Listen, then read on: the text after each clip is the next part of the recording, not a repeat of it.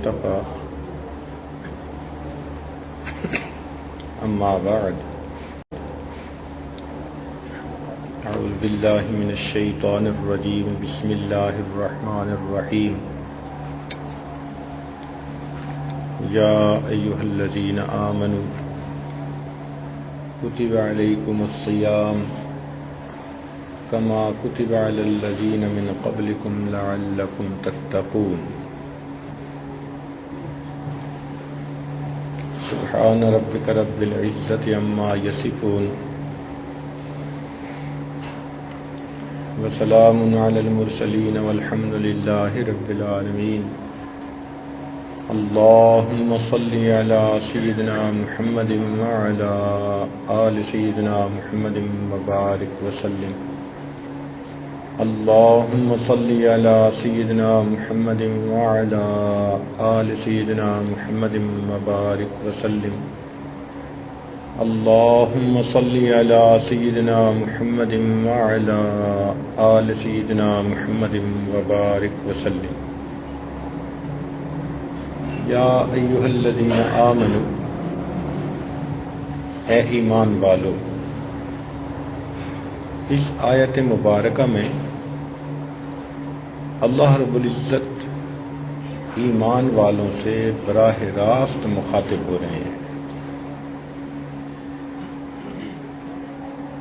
یہ ایمان والوں کے لیے بڑے اعزاز کی بات ہے. جیسے وقت کا بادشاہ اگر کسی بھنگی کو بلا کر کوئی حکم دے تو بھنگی اپنی عزت محسوس کرتا ہے. وہ سمجھتا ہے کہ میں مزدور بندہ تھا, معمولی حیثیت تھی, تو وقت کے بادشاہ نے خود مجھ سے بات کی. اس ہم کلامی کو وہ لوگوں کے سامنے بیان کرتا ہے.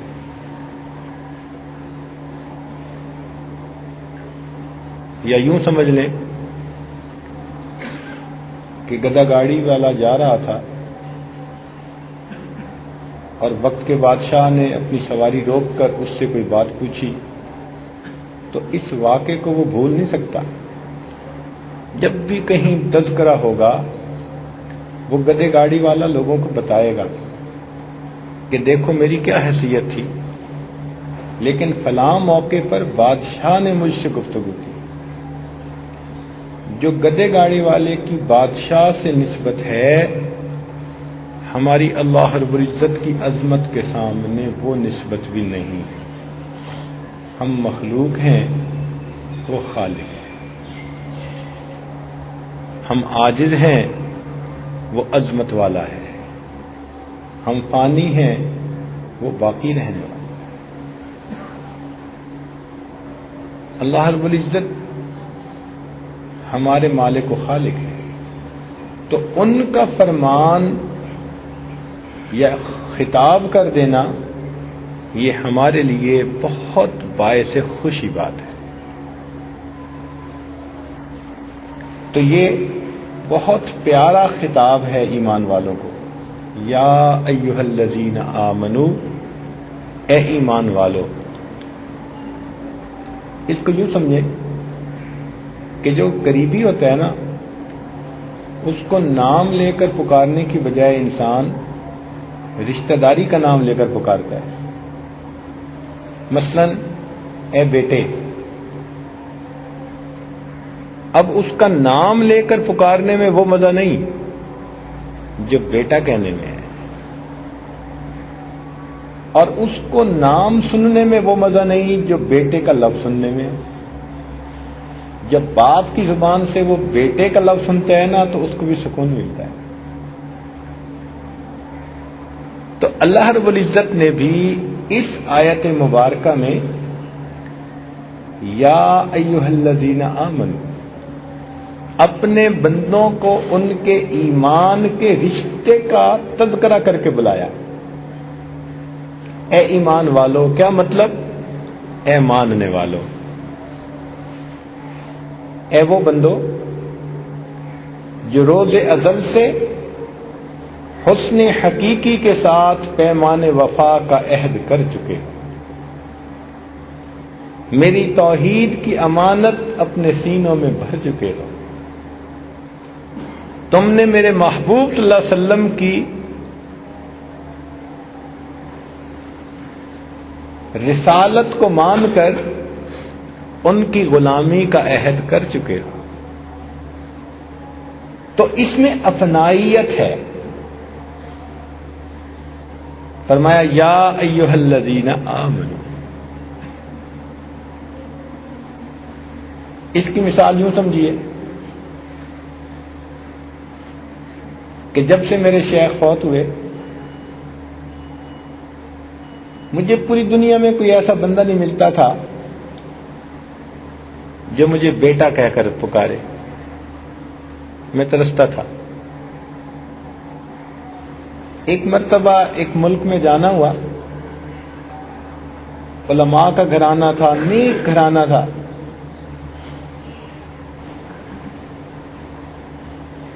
تو ان کے ہاں ان کے جو دادا تھے وہ بہت بزرگ اور بوڑھے آدمی تھے۔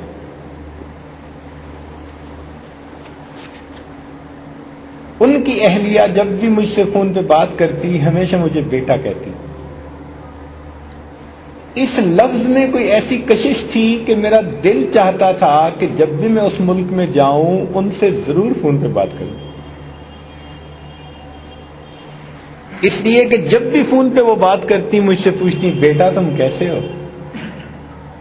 اس وقت مجھے احساس ہوا کہ اس لفظ کے اندر کیا محبت اور اپنائیت ہے۔ اسی طرح کا واقعہ کتاب میں بھی پڑھا۔ علامہ شبیر احمد عثمانی رحمۃ اللہ علیہ بڑے علماء میں سے تھے، ہمارے بزرگوں میں سے تھے۔ وہ کراچی تشریف لائے حضرت مفتی محمد شفیع رحمۃ اللہ علیہ کے ہاں۔ یہ وہ دور تھا کہ جب ان کے علم کا ہر طرف چرچا تھا، کوئی انہیں علامہ کہتا تھا، کوئی انہیں شیخ الوقت کہتا تھا، کوئی انہیں استاد الاساتذہ کہتا تھا۔ تو وہ حضرت صاحب کے ہاں آئے، حضرت مفتی صاحب کے ہاں، تو مفتی صاحب کی والدہ رشتے میں ان کی ممانی لگتی تھی، تو انہوں نے آ کر کہا کہ یہاں آنے کے میرے دو مقصد تھے، ایک تو سب سے ملاقات اور ایک یہ مقصد تھا کہ میں ممانی کو ملوں، تو جب بھی میں ملتا ہوں وہ مجھے کہتی ہیں بیٹا جیتے رہو۔ تو کہنے لگے کہ یہ لفظ مجھے اتنا پیارا لگتا ہے کہ میں نے اس ملک کا سفر ہی اسی لفظ کو سننے کے لیے کیا۔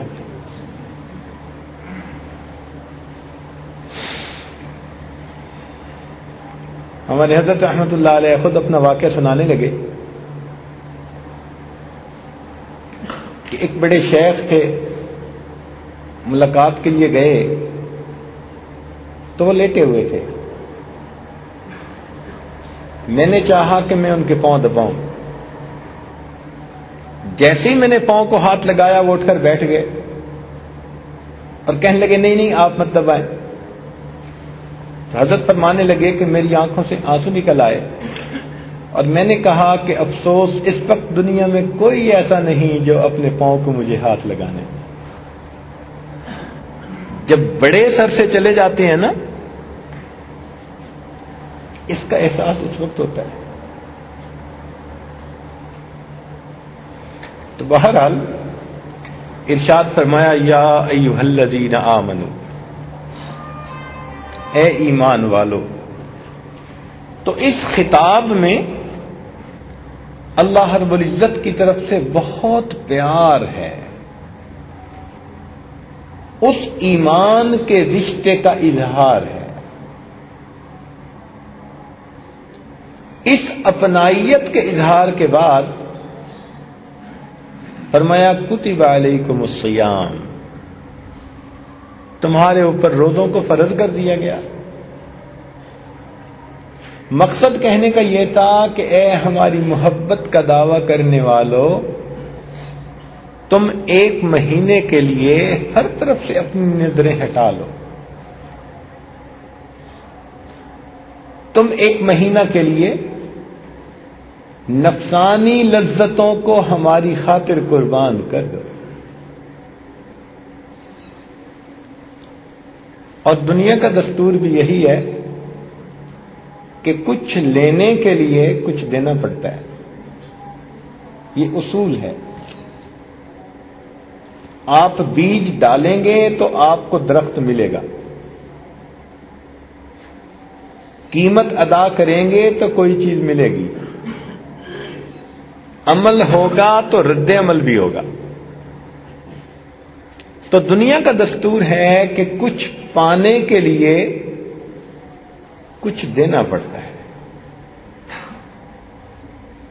تو مقصد یہ تھا کہ اے ہماری محبت کا دعویٰ کرنے والو، اگر تم ہم سے ملاقات کرنا چاہتے ہو، ہمیں راضی کرنا چاہتے ہو، تو پھر اس کا کچھ طریقہ ڈھونڈو، کوئی اس کی قیمت ادا کرو. اور اس کی قیمت بھی کتنی معمولی رکھی کہ ایک مہینہ کے لیے دن کے وقت کے اندر تم روزہ دار بن کر رہو. کوئی مشکل شرط نہیں، کوئی کٹھن کام نہیں. محبوب اگر اپنی طرف بلائے تو پھر طالب اور محب تو سر کے بل چاہنے کو تیار ہوتا ہے.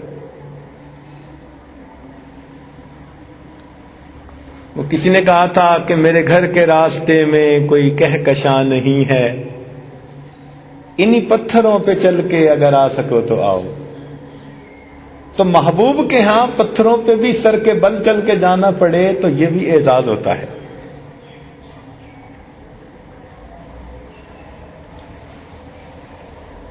بلکہ لوگ کہتے ہیں جی کہ ہم اپنے محبوب کی خاطر اپنا مال لٹانے کو تیار، ہم اپنی جان دینے کو تیار. ارے دنیا کی نفسانی محبتوں کا حال دیکھو کہ ایک خاتون شیریں نے اپنے چاہنے والے فرحاد سے کہا تھا کہ اس پہاڑ سے دودھ کی نہر نکالو، تو کتابوں میں لکھا ہے کہ اس نے پہاڑ کو کھودنا شروع کر دیا تھا. اگر دنیا کی فانی محبوبوں کی خاطر لوگ پہاڑوں کو توڑنے پہ آمادہ ہو جاتے ہیں، تو اے ہمارے چاہنے والو، تم ہماری ملاقات کی خاطر، ہماری رضا کی خاطر کیا ایک مہینے کے روزے بھی نہیں رکھ سکتے؟ تو فرمایا کتب علیکم الصیام، ہم نے تمہارے اوپر روزوں کو فرض کر دیا گیا، اس لیے کہ اس روزے کے بدلے تمہیں میری ملاقات نصیب ہوگی. چنانچہ حدیث پاک میں آتا ہے، حدیث قدسی، قال اللہ عز وجل کل عمل ابن آدم لہ الا الصیام. انسان کے جتنے بھی اعمال ہیں ان کا اجر لکھا جاتا ہے سوائے روزے کے. فإنہ لی، اس لیے کہ روزہ میرے لیے ہوتا ہے، وأنا اجزا بہ، اور روزے کا بدلہ بھی میں آپ ہوں. روزے کے بدلے میں اس بندے کو مل جاتا ہوں. کتنی بڑی بات ہے. جو چاہنے والے ہوتے ہیں وہ تو محبوب کو چاہتے ہیں، چاہے کسی قیمت پہ انہیں ملے. وہ ایک فاسقہ کی بات ہے، اس شرط پہ کھیلوں گی پیا پیار کی میں بازی. اس شرط پہ کھیلوں گی پیا پیار کی میں بازی، جیتوں تو تجھے پاؤں، ہاروں گی تو میں تیری. کیا سمجھ میں بات آتی ہے کہ مقصود تو محبوب کا حصول ہے جیسے بھی ہو. تو ایمان والوں کے لیے یہ کتنی خوشی کی بات ہے کہ فقط ایک مہینہ کے روزے رکھنے کا بدلہ اللہ تعالیٰ فرماتے ہیں انا اجزا بہ، اس بندے کو میں مل جاتا ہوں.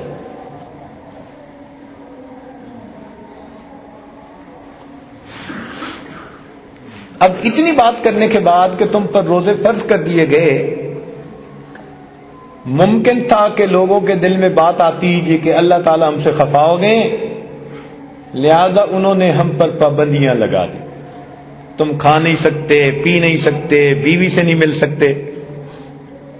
تو اس وہم کو بھی دور کر دیا، فرمایا کما کتب علی الذین من قبلکم، یہ پابندیاں تم پر نہیں لگیں، تم سے پہلے والے لوگوں پر بھی اسی عبادت کو فرض کیا گیا تھا،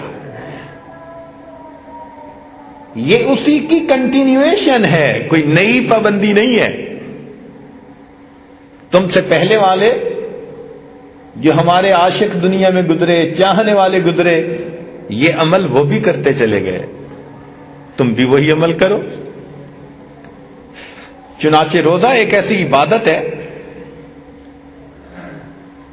کہ جو عبادت تمام انبیاء کی، حضرت آدم علیہ السلام کے بارے میں آتا ہے کہ جب ان کو دنیا میں بھیجا گیا تو جو جنت کا حسن تھا وہ تو جنت میں ہی رہ گیا۔ تو ایک مرتبہ انہوں نے پانی میں جب اپنا چہرہ دیکھا اور وہ جنت کا حسن و جمال، وہ رعنائی ان کو نظر نہ آئی تو وہ افسردہ ہوئے کہ اے اللہ، جنت کی پوشاک بھی مجھ سے لے لی گئی اور وہ حسن و جمال بھی لے لیا گیا۔ تو پھر ان کو ارشاد ہوا کہ تم مہینے کے 3 روزے رکھو، ان کو ایام بیز کہتے ہیں، 13، 14، 15 چاند کے اعتبار سے، کیونکہ ان تینوں تاریخوں میں چاند کی روشنی بھرپور ہوتی ہے، روشن راتیں ہوتی ہیں۔ تو ان روزوں کی برکت سے آپ کے اوپر نور چہرے پہ آئے گا کہ جو جنتی نور کا مشابہت رکھنے والا ہوگا۔ چنانچہ انہوں نے ایام بیز کے روزے شروع کیے۔ پھر اس کے بعد حضرت نوح علیہ السلام نے روزے رکھے، حضرت داؤد علیہ السلام کو اللہ تعالیٰ نے دنیا کی شاہی بھی دی اور پیغمبری بھی عطا کی، تو انہوں نے ایک دن روزہ ایک دن افطار، ایک دن روزہ ایک دن، سال کے 6 مہینے روزہ رہتے تھے۔ حضرت موسیٰ علیہ السلام جب کوہ طور پر گئے تو انہوں نے 40 دن روزے رکھے۔ حضرت یحییٰ علیہ السلام نے بھی روزے رکھے، حضرت عیسیٰ علیہ السلام نے بھی 2 مہینے روزے رکھے، اور تو اور ہندو برہمن بھی 24 روزے رکھتے ہیں اور وہ اس کو برت کہتے ہیں۔ جینی دھرم میں بھی 40 دن کا روزہ۔ اب یہاں پر ایک نقطہ سمجھنے والا ہے کہ نبی علیہ الصلوۃ والسلام تو امی تھے۔ امی کا مطلب ہوتا ہے کہ جس نے کسی کے سامنے شاگرد بن کر تعلیم نہ پائی ہو۔ انہوں نے کوئی کتاب نہیں پڑھی تھی، تقابل ادیان کا جو ہے وہ مضمون نہیں پڑھا تھا، نہ ان کو کسی نے عیسائیت پڑھائی، نہ یہودیت پڑھائی، نہ اس سے پہلے کے انبیاء کے مذاہب کے بارے میں پڑھایا، مگر اللہ رب العزت کے پیارے محبوب نے کیا بات فرمائی؟ کما کتب علی الذین من قبلکم، جیسا کہ یہ روزے تم سے پہلوں پہ فرض کیے گئے۔ اب یہ کوئی بندہ ایسی بات نہیں کر سکتا جس کے پاس علم نہ ہو۔ کیسے کوئی دعویٰ کر سکتا ہے؟ اگر وہ دعویٰ کرے تو ممکن ہے کوئی آ کر کہے جی کہ فلاں قوم پر تو روزے نہیں تھے، مگر ایسی پکی بات فرمائی کہ جو 100% ٹھیک تھی۔ چنانچہ انسائکلوپیڈیا برٹنیکا اس کے اندر روزے فاسٹنگ کے عنوان کے تحت یہ لفظ لکھے ہوئے ہیں کہ ہمیں دنیا کا کوئی ایسا مذہب نہیں ملا جس کے اندر روزے نہ ہو۔ اس بات کو پڑھ کے نا دل اتنا خوش ہوا کہ پوری دنیا کے اندر تحقیق کرنے والے آج میرے آقا صلی اللہ علیہ وسلم کی سچائی کی تصدیق کر رہے ہیں، ان کی عظمت کا لوہا مان رہے ہیں کہ انہوں نے 1400 سال پہلے فرما دیا کما کتب علی الذین من قبلکم، تم سے پہلے والوں پر بھی روزے فرض تھے۔ آج پتہ چلتا ہے کہ دنیا کی ہر عبادت کرنے والی قوم نے روزے رکھے، تو یہ ایک پیاری عبادت ہے۔ دیکھیے، ایک ہوتا ہے عبادت سے مال ملنا، عبادت سے دنیا کی شہرت ملنی، عبادت سے حور و قصور کا ملنا، جنت کا ملنا، سب فانی چیزیں ہیں۔ اور ایک ہے اس عبادت سے رب کریم کا مل جانا، اس سے بڑا انعام کوئی نہیں ہو سکتا۔ کہتے ہیں کہ ایک بادشاہ تھا، اس کی کئی بیویاں تھیں، مگر ایک سے اس کو ذرا زیادہ محبت تھی، تو دوسری بیویاں اس بات کو بڑا محسوس کرتی، آپس میں بات کرتی کہ خاندان میں ہم بہتر، حسن و جمال میں ہم بہتر، مال و منال میں ہم بہتر، فضل و کمال میں ہم بہتر، اور بادشاہ کی محبت کی وہ نظر ہم پہ نہیں اٹھتی جو اس پہ اٹھتی ہے۔ تو ہم بادشاہ سے پوچھیں گی۔ چنانچہ ایک دن انہوں نے سوال کیا کہ جی کیا مسئلہ ہے، ہم میں کس چیز کی کمی ہے؟ اس نے کہا اچھا میں کبھی تمہیں اس بات کا جواب دوں گا۔ کچھ دنوں کے بعد وہ بات ہی بھول گئی۔ تو ایک دن بادشاہ نے کہا کہ میں آج بہت خوش ہوں اور میں چاہتا ہوں کہ آپ لوگوں پر میں آج خوب اپنے انعام و اکرام کی بارش کر دوں۔ تو اس بات سے بیویاں جتنی خوش ہو سکتی ہیں وہ کسی اور بات سے تو نہیں ہو سکتی۔ چنانچہ اس نے خزانے سے بہت قیمتی ہیرے موتی جواہرات منگائے اور کہا کہ اچھا دیکھو، میں دیکھوں گا کہ کون تم میں سے کتنی اچھی چیز کو ڈھونڈتی ہے، اپنے لیے سلیکٹ کرتی ہے۔ چنانچہ اس نے سب رکھوا دیے اور کہا کہ جب میں اشارہ کروں گا تو تم میں سے ہر ایک اپنی پسند کی چیز پہ ہاتھ لگا لے۔ چنانچہ اشارہ کرنے کی دیر تھی، کسی نے ہیرے کے ہاتھ رکھا، کسی نے یاقوت پہ ہاتھ رکھا، کسی نے موتی پہ ہاتھ رکھا، کسی نے سونے پہ ہاتھ رکھا، سب نے اپنے اپنے ہاتھ مختلف چیزوں پہ رکھ لیے، اور وہ جس کی بادشاہ کے ساتھ کوئی خاص محبت کی بات تھی وہ اپنی جگہ کھڑی رہی۔ تو سب بیویاں ہنسنے لگی کہ آج اس بیوقوف کی بات کھل جائے گی، اس کی قلعی کھل گئی کہ یہ کتنی کم عقل اور بیوقوف ہے کہ یہ کھڑی ہے، اب اس کو معمولی چیز ملے گی۔ تو بادشاہ نے حیران ہو کر اس سے پوچھا کہ کیا بات ہے، آپ نے کوئی چیز نہیں اپنے لیے چنی؟ اس نے کہا بادشاہ سلامت، میں آپ سے ایک چیز کی تصدیق چاہتی ہوں۔ آپ نے یہی فرمایا ہے نا کہ جو کچھ یہاں موجود ہے اس کے اوپر اگر تم ہاتھ رکھ لو گی تو وہ چیز تمہاری ہو جائے گی۔ اس نے کہا ہاں میں تو یہی کہہ چکا، تم نے کیوں دیر کر دی؟ تو وہ آگے بڑھی اور اس نے بادشاہ کے کندھے پہ اپنا ہاتھ رکھ لیا، کہنے لگی بادشاہ سلامت، جب آپ مجھے مل گئے یہ سب چیزیں مجھے مل گئی۔ تو بات تو ایسی ہے کہ جب روزہ رکھنے پر اللہ رب العزت بندے کو مل گئے تو پھر دنیا کی باقی نعمتیں تو خود بخود بندے کی اپنی ہو گئی۔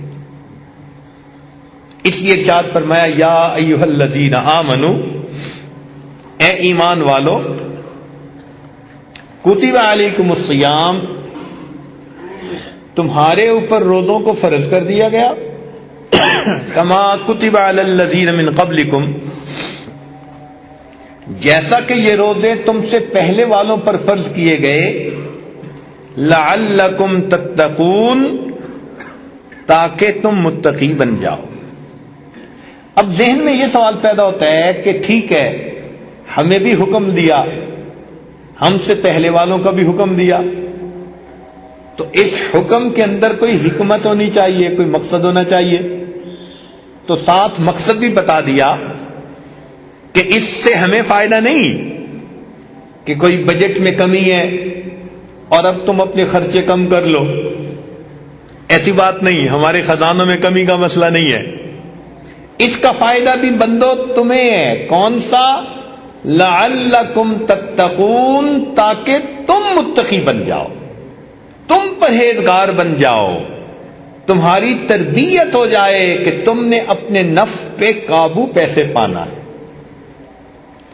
تو روزے کا اصل مقصد انسان کے اندر تقوی کا پیدا کرنا۔ تو مقصود یہ تھا کہ اگر تم سال میں 30 دن ہمارے کہنے کے مطابق جائز چیزوں کو بھی دن میں چھوڑ سکتے ہو، تو کیا باقی سال کے حصوں میں ناجائز چیزوں کو نہیں چھوڑ سکتے؟ اور جب تم اتنے اچھے کہ جائز چیزوں کو چھوڑ رہے ہو ہمارے کہنے پر، تو پھر سال کے باقی حصوں میں ناجائز چیزوں کو چھوڑنا تو بڑا ہی آسان ہے۔ تو یہ ایمان والوں کو اس مہینے کے اندر پریکٹس کروائی گئی، ریہرسل کروائی گئی اپنے نفس پہ قابو پانے، ورنہ بندہ بے صبرا ہو جاتا ہے اور اپنی خواہشات کی تکمیل کے لیے بھاگ اٹھتا ہے۔ تقوی انسان کے اندر صبر پیدا کرتا ہے، انسان اپنے نفس کو لگام دے سکتا ہے۔ اس لیے تمام تعلیمات کا خلاصہ وہ تقوی ہے۔ اللہ تعالیٰ ارشاد فرماتے ہیں، یا ایھا الناس اعبدوا ربکم الذی خلقکم والذین من قبلکم لعلکم تتقون، اے انسانوں عبادت کرو اپنے پروردگار کی جس نے تمہیں پیدا کیا اور تم سے پہلے والوں کو بھی پیدا کیا، اور اس عبادت کا مقصود کیا؟ لعلکم تتقون، تاکہ تم متقی بن جاؤ۔ تو تمام عبادات کا نچوڑ اور خلاصہ انسان کا متقی اور پرہیزگار بن جانا۔ چنانچہ جتنی بھی عبادتیں ہیں ان کا مقصود تقوی ہی ہے۔ دیکھیں، ہم قربانی کرتے ہیں، اللہ کے راستے پہ ایک جان قربان کرتے ہیں، اس قربانی کا مقصود کیا ہے؟ اللہ تعالیٰ فرماتے ہیں، لن ینال اللہ لحومها ولا دماؤها ولکن ینالہ التقوی منکم، نہ اس کا خون پہنچتا ہے نہ گوشت تمہیں پہنچتا ہے، ہمیں تو تقوی پہنچتا ہے جس تقوی سے تم جانور کی قربانی کر رہے ہو۔ حج انسان کرتا ہے، بیت اللہ شریف کی زیارت کی، لیکن حج کا اصل مقصود کیا؟ وَمَن يُعَظِّمْ شَعَائِرَ اللَّهِ فَإِنَّهَا مِن تَقْوَى الْقُلُوبِ، اس کا مقصد بھی تقوی، یہی روزے کا بھی مقصد، لعلکم تتقون، تاکہ تم پرہیزگار بن جاؤ۔ اس لیے انسان دنیا میں جو کام بھی کرے تقوی کی بنا پر کرے، حتیٰ کہ اللہ کا گھر مسجد بنائے تو وہ بھی کس کے ساتھ؟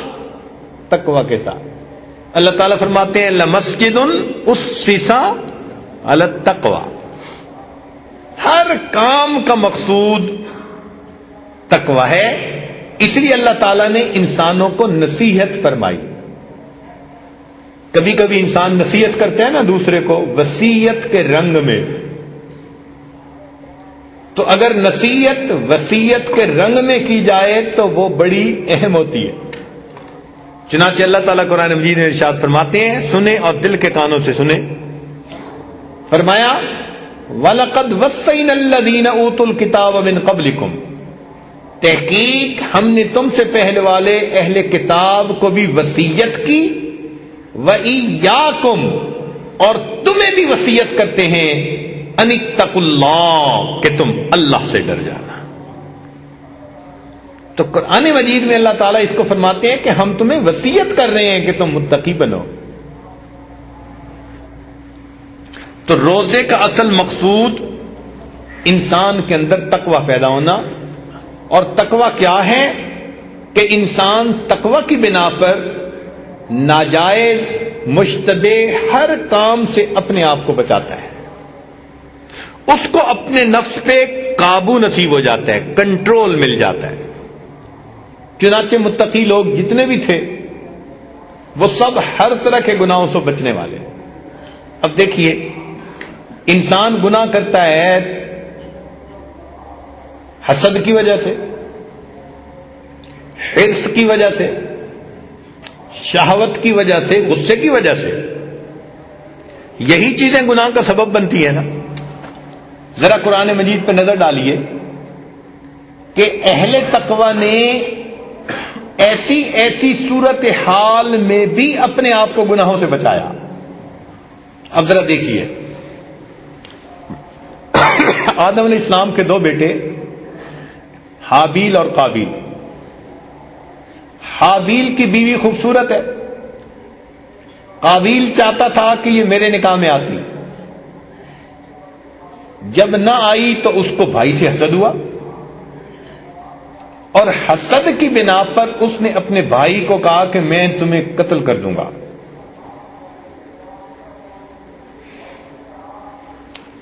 تو بھائی نے آگے سے پتہ کیا جواب دیا؟ لئن بسطت الی یدک لتقتلنی ما انا بباسط یدی الیک لاقتلک. اے بھائی، تم اگر ہاتھ مجھ پہ اٹھاؤ گے نا کہ تم مجھے قتل کر دو، تو میں اپنا ہاتھ نہیں اٹھاؤں گا کہ میں تمہیں ماروں. انی اخاف اللہ، میں اللہ سے ڈرتا ہوں. اشتعال کے وقت میں بھی تقوی نے ان کو روک لیا کوئی ایسی بات کرنے سے جو اللہ تعالیٰ کو ناپسند ہو. تو غصے میں بھی متقی بندہ اپنے آپ پہ قابو پا لیتا ہے. عام طور پہ گناہ شہوت کی وجہ سے ہوتے ہیں.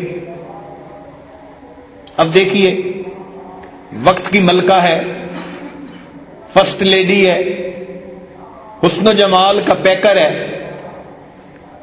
اور سوچ سمجھ کے تنہائی میں، خلوت میں، کنڈیاں تالے لگا کے حضرت یوسف علیہ الصلوۃ والسلام کو وہ بلاتی ہے اپنی طرف. وقالت حیت لک.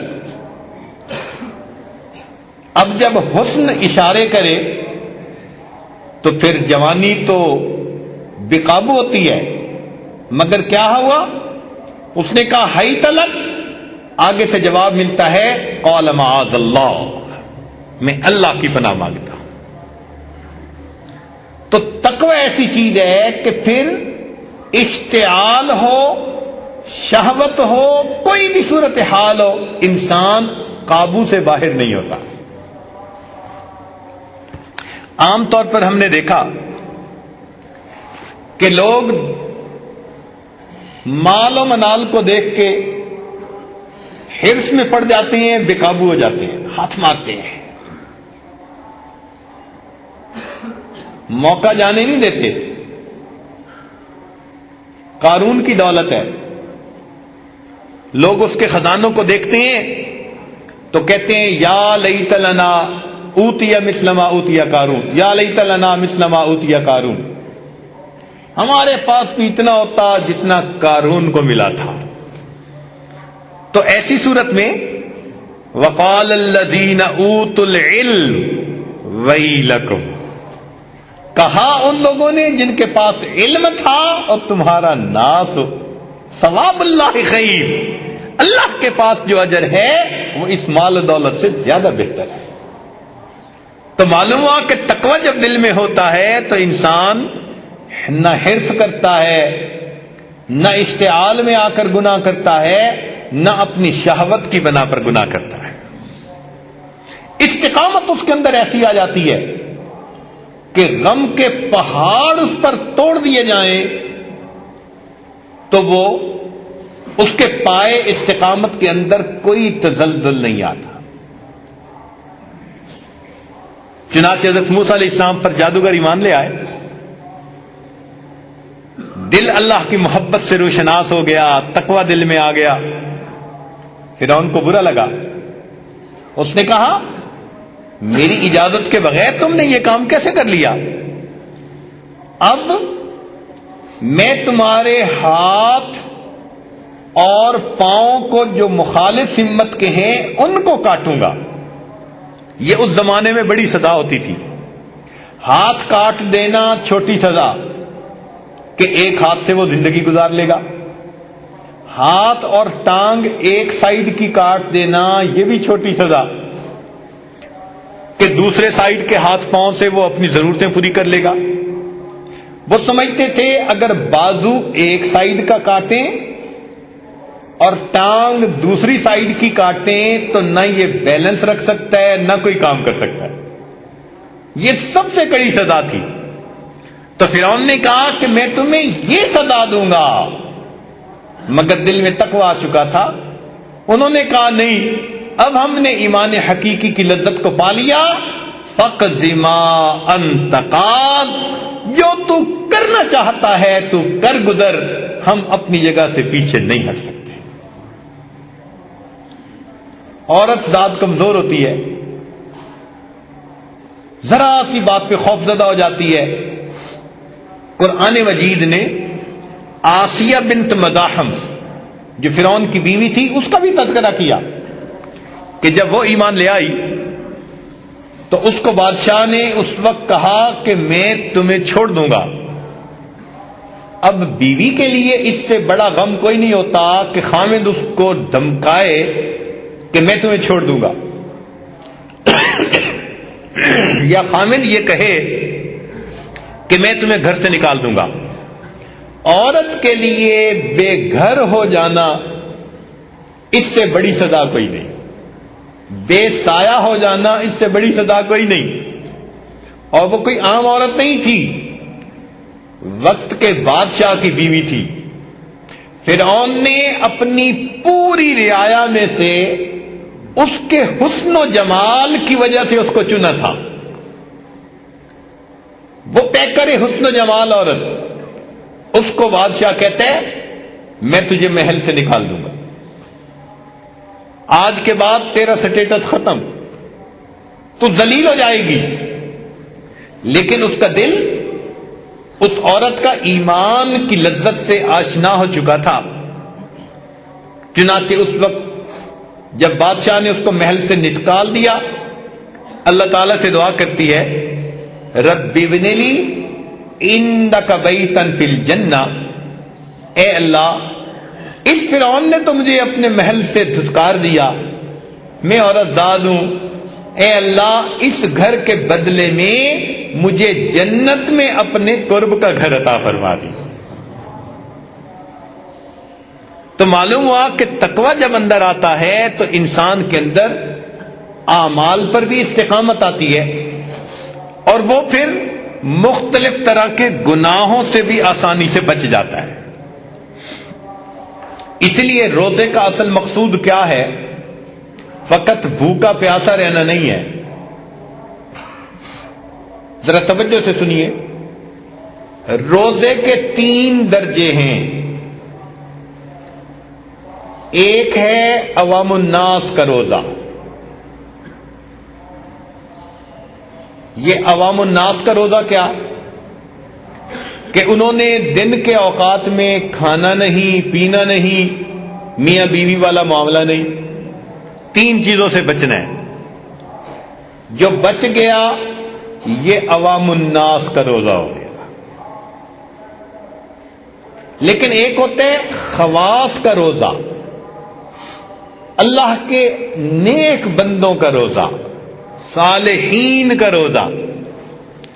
اور وہ روزہ کیا ہوتا ہے کہ جس طرح کھانا پینا جماع اس سے پرہیز کرنا ہے، جسم کے کسی عضو سے بھی گناہ نہ ہو اس کی بھی وہ پابندی کرتے ہیں۔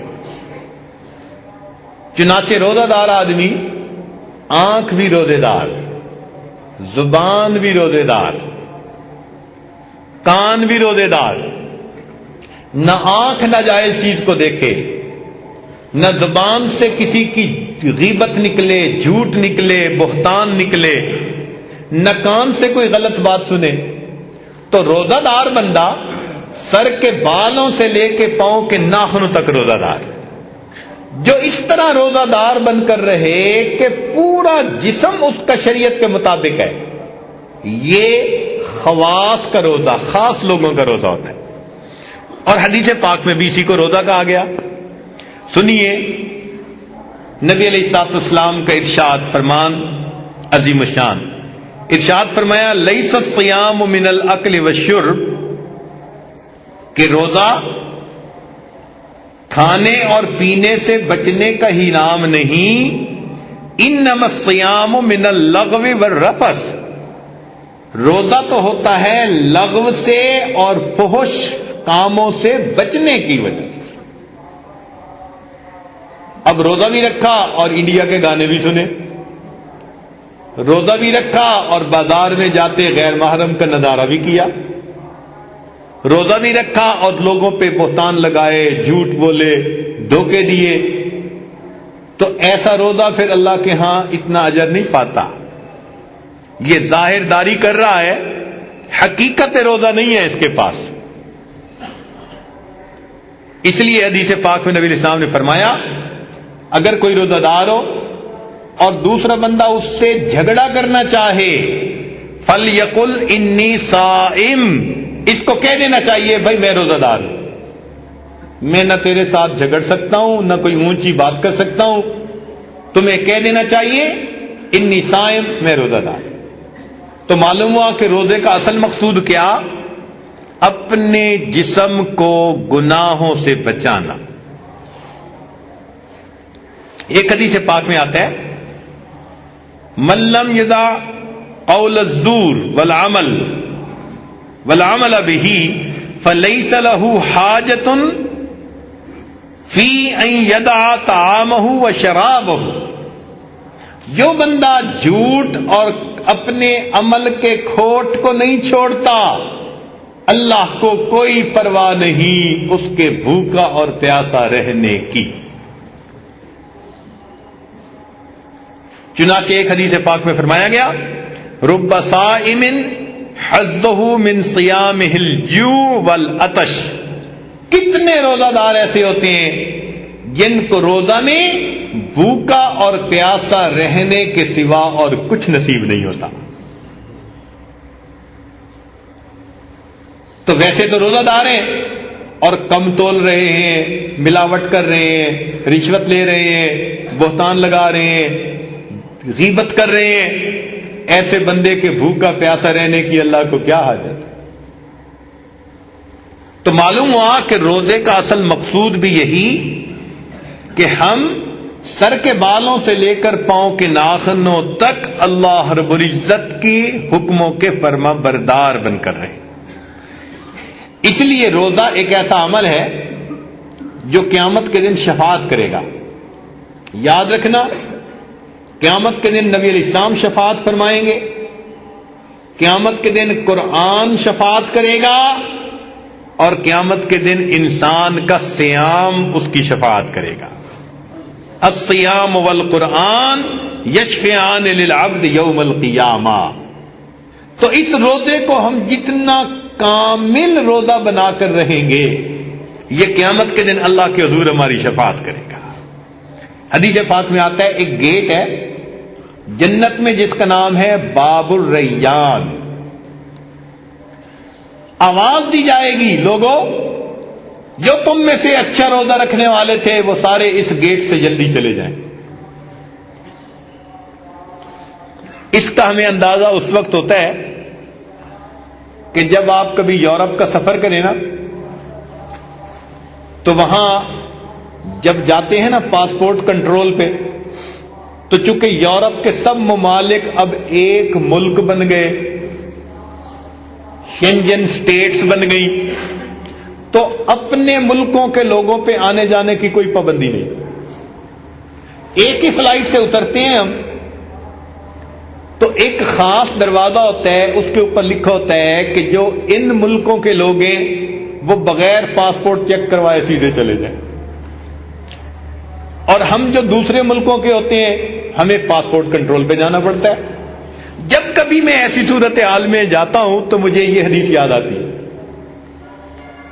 کہ جس طرح 300 بندے جہاز سے اترے اور 10-15 بندے جو ہمارے ان ملکوں کے تھے وہ تو کھڑے ہو گئے جی کہ آپ سے سوال پوچھا جائے گا، تفتیش ہوگی، پھر جا سکیں گے، اور جو فلاں پاسپورٹ رکھنے والے ہیں وہ بغیر چیک کے سیدھا چلے جائیں۔ تو ایسے ہی لگتا ہے کہ قیامت کے دن جنت کے دروازوں میں سے بھی ایک خاص دروازہ ہوگا، باب الریان، آواز دی جائے گی کہ روزہ رکھنے والے کہاں ہیں؟ اگر موجود ہیں تو وہ بغیر کسی رکاوٹ کے سیدھے جنت میں چلے جائیں۔ تو اس لیے اس روزے کو صحیح انداز سے رکھنے کی کوشش کریں، ایسا نہ ہو کہ قیامت کے دن فقط بھوک پیاس ملے اور کہا جائے کہ تیرا روزہ تو تھا ہی نہیں، تو تو روزے رکھ کے بھی جھوٹ بولتا تھا اور غیبتیں کرتا تھا اور دھوکے دیتا تھا، لوگوں کے دل دکھاتا تھا، تیرے روزے کی ہمیں پرواہ نہیں۔ ایسا نہ ہو کہ یہ عمل ہمارے منہ پہ واپس مار دیا جائے۔ اب اس کے لیے ہمیں چاہیے کہ ہم اپنے دل میں خوف اور رجا رکھیں۔ خوف کہتے ہیں ڈر کو، اور رجا کہتے ہیں امید کو۔ یعنی ڈریں بھی صحیح کہ کہیں ہمارا روزہ رد نہ کر دیا جائے، اور امید بھی رکھیں کہ جب اللہ نے ہمیں توفیق دے دی تو بادشاہ اور سخی در پہ بلا کے تو کسی کو خالی نہیں واپس بھیجتے، جس کو نہیں دینا ہوتا اس کو وہ آنے ہی نہیں دیتے، دروازے پہ ہی نہیں آنے دیتے۔ دروازے پہ بلا کے خالی بھیج دینا یہ سخی کی شان کے خلاف ہوتا ہے۔ تو جب رب کریم نے زندگی میں رمضان کے روزے رکھنے کی توفیق دے دی تو یہ اس بات کی دلیل کہ اللہ رب العزت کا ارادہ خیر کا ہے۔ تو امید بھی رہے اور دل میں ڈر بھی رہے، اور ایک کام اور بھی کریں کہ ان روزوں کی قبولیت کے لیے کوشش بھی کریں اور دعا بھی کریں۔ کوشش سے کیا مراد؟ کہ اپنے روزے کو بچانے کی کوشش کریں۔ ہم یوں ہی سمجھیں ہم نے روزہ رکھ لیا، اب آنکھ غلط اٹھے گی تو ہمارے روزے کی حقیقت ختم، زبان سے جھوٹ نکلے گا روزے کی حقیقت ختم، ہم نے کوئی کام خلاف شرع کیا روزے کی حقیقت ختم۔ تو اپنے روزے کو بچانے کی بھی کوشش کریں، اور دعا سے کیا مطلب؟ کہ شام کو افطار کے وقت ہم اللہ سے دعائیں بھی مانگیں، اے مولا ہم آپ کے بندے ہیں، کمزور ہیں، ہم نے ایک عمل کے لیے کوشش تو کی مگر اس میں یقیناً کوتاہیاں رہ گئیں، کمیاں رہ گئیں، میرے مولا ہماری کمزوریوں کو دیکھتے ہوئے ہم پر مہربانی فرما اور اس کو قبول کر۔ ایسا ہی مثال ہے ہماری کہ بچہ اگر پہلی جماعت میں جائے نا تو واپسی پہ اپنی تختی کے اوپر نا کچھ لکیریں لگا کے لے آتا ہے، وہ ٹیڑھی میڑھی پڑھی بھی نہیں جاتی، اور آ کے خوش ہو کے کہتے ہیں ابو آج استاد نے مجھے تختی لکھوائی، میں نے لکھی۔ اب جب باپ دیکھتا ہے تو نہ الف سی دی نہ با ایسی، پڑھی بھی نہیں جاتی، مگر باپ اس کو انعام دے دیتا ہے۔ وہ انعام اس کی خوش خطی کا نہیں ہوتا، وہ انعام باپ کی شفقت کی وجہ سے اس بچے کی محنت کا ہوتا ہے۔ وہ سمجھتا ہے یہ کمزور ہے لیکن لکھی تو ہے نا اس میں۔ ہماری عبادتیں ایسی ہی ہیں، اے مولا آپ جانتے ہیں کہ ہم کمزور ہیں اور ہمارے اندر اتنی خرابیاں ہیں، ہم نے روزہ رکھ کر اس کی حفاظت کرنے کی کوشش تو کی لیکن پوری طرح حق تو ادا نہ کر سکے۔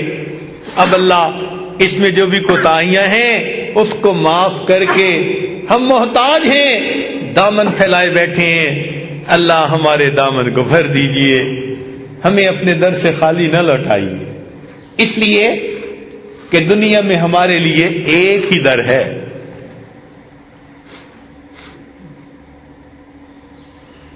سن فریاد میرے سونے اللہ، تے میں ہور سناواں کینوں، تیرے جیا مینوں ہور نہ کوئی، تے میرے جیا لکھ تینوں۔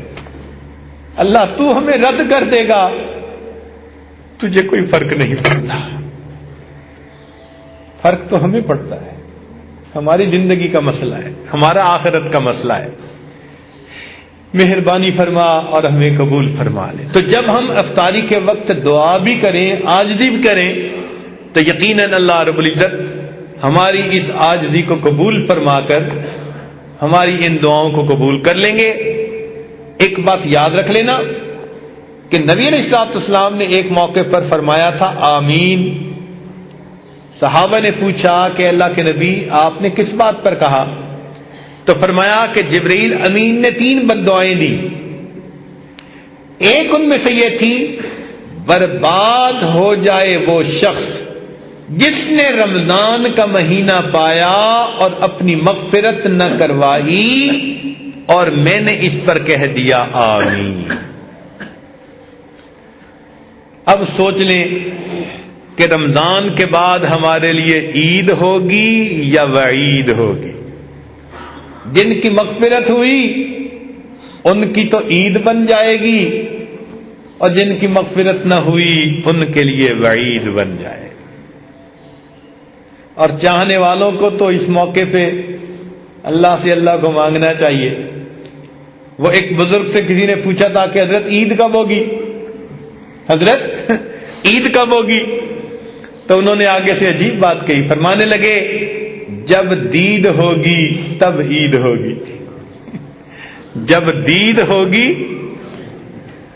تو بھائی جب اللہ تعالیٰ کی ملاقات ہوگی اصل عید تو وہ ہے، لیکن روزہ دار آدمی کو اس مہینے کے روزے رکھنے پر اللہ تعالیٰ کا اگر وصل نصیب ہو گیا تو اس روزے دار کی بھی واقعی رمضان کے بعد عید ہوگی۔